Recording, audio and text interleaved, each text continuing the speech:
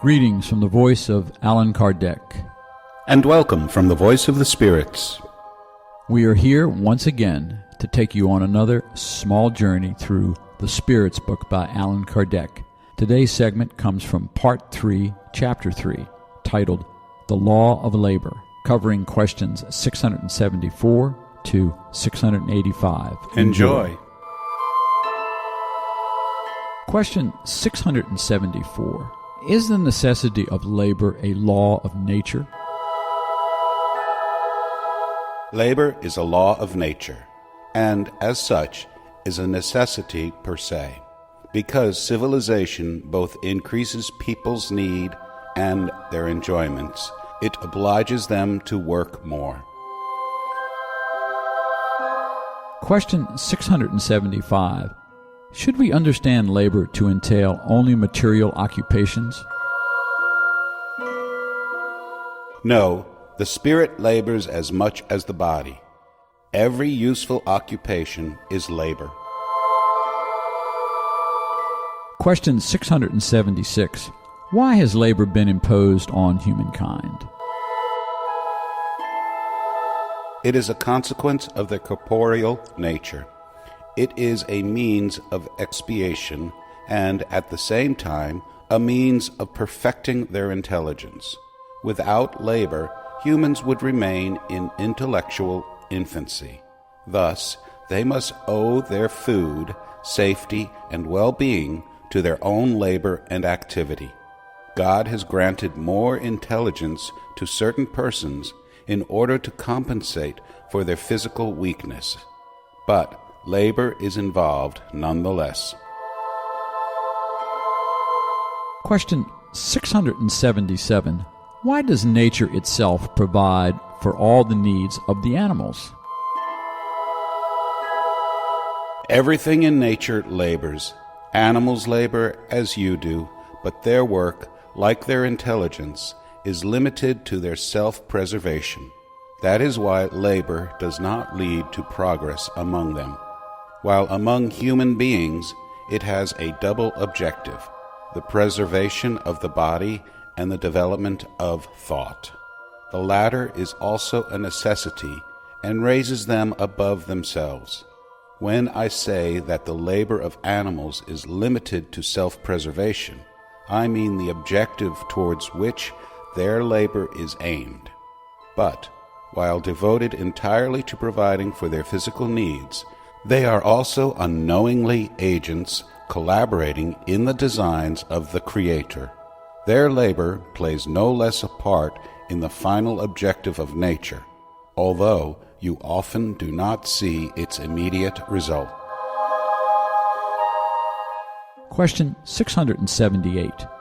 On more highly evolved worlds, are humans subjected to the same necessity of labor? The nature of the labor is relative to that of the needs. The fewer the material needs, the less material the labor. Yet, you must not assume that humans on such worlds remain inactive and useless. Idleness would be a torture instead of a benefit. Question 679. Are those who possess plenty of assets to ensure their welfare exempted from the law of labor?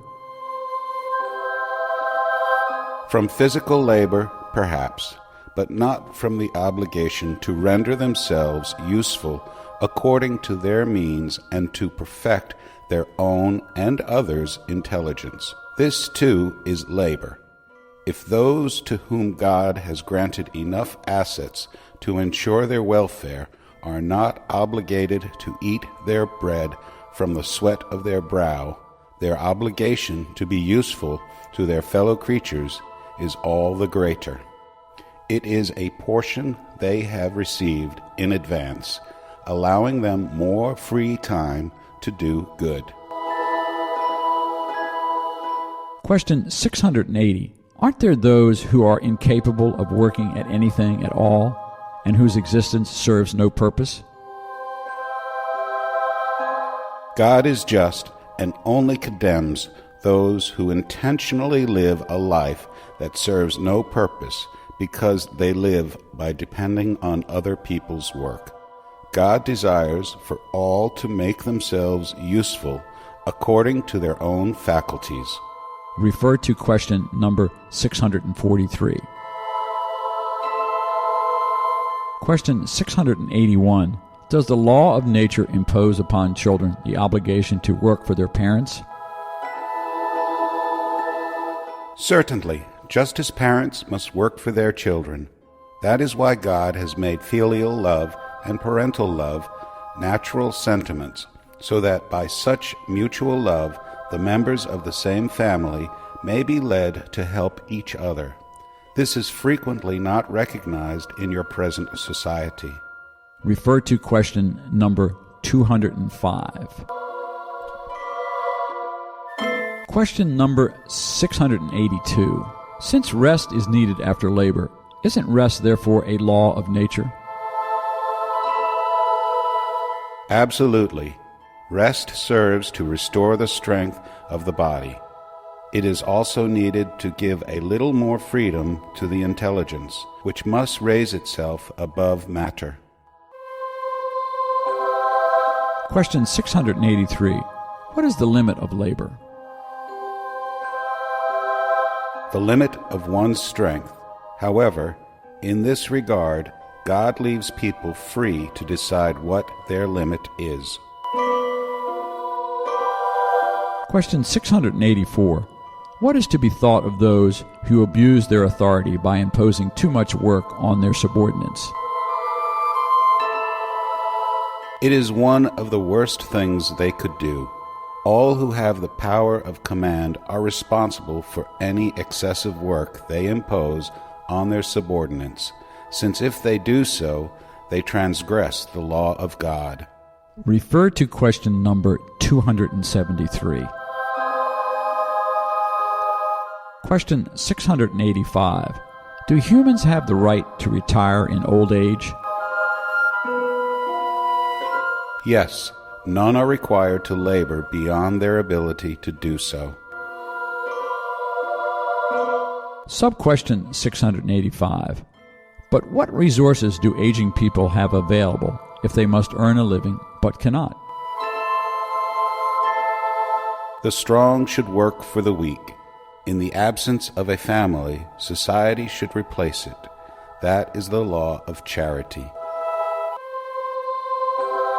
Author's remarks for question 685. It is not enough to tell people they must work. It is also necessary for those who make their living from their labor to actually be able to find employment. But this does not always happen.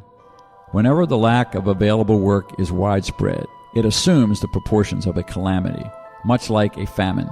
Economic science seeks a remedy in the balance between production and consumption. But this balance, supposing that it is possible, will always experience cycles, and during such phases, workers must still make a living. There is an element that has not been sufficiently pondered, but without which economic science is nothing more than theory. Education. Not intellectual education, but moral education. Not moral education through books, but moral education that consists in the art of forming character, moral education that creates habits, because education is the sum of acquired habits. When one considers the mass of individuals who are daily thrown into the torrent of the population without principles, without restraints, and handed over to their own instincts, can we wonder at the disastrous consequences?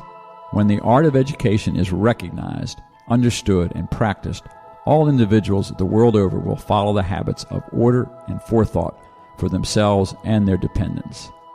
They will respect whatever is respectable and will have habits that will enable them to less painfully endure unavoidable adverse days.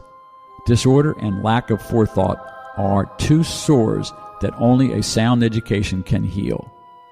That is the starting point, the real element of well-being, the guarantee of security for all.